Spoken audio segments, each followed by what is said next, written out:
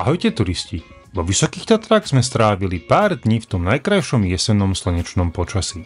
Či už sa vyberiete na známe alebo menej navštevované miesta, sieť železníc a lanoviek vás v Tatrách veľmi efektívne priblíži k cieľu. Priamo od hotela sme mali len náskok, dolinu Studeného potoka a výlet na Zamkovského chatu, alebo aj na dlhší výlet na Štrbské pleso, na vodopád Skok až k Capiemu plesu.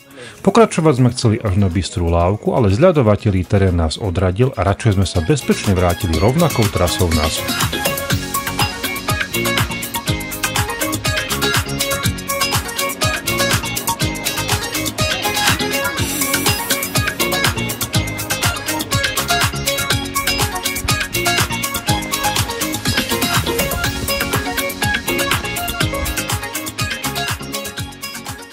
Ikonický vrchol s lanovkou, ktorá bola do roku 1951 svetový unikát, sme si nemohli odpustiť.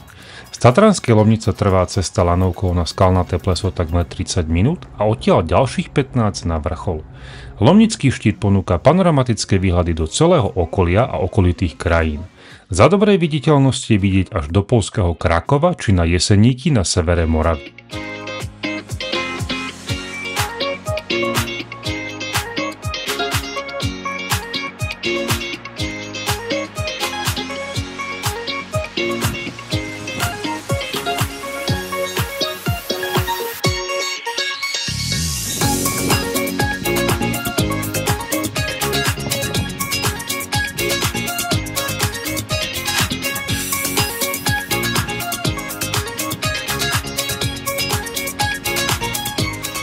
Hotel Bellevue v Hornom Smokovci nám na 4 dní poskytol ubytovanie priam v srdci Tatier.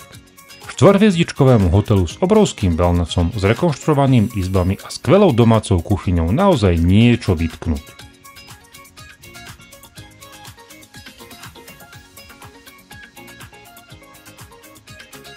Tatry skutočne ponúkajú more zážitkov. Jedno, či hľadáte relax v bazéne, wellness, aktívnu turistiku alebo len ľahké prechádzky prírodou. V Tatrách toto určite všetko nájdete.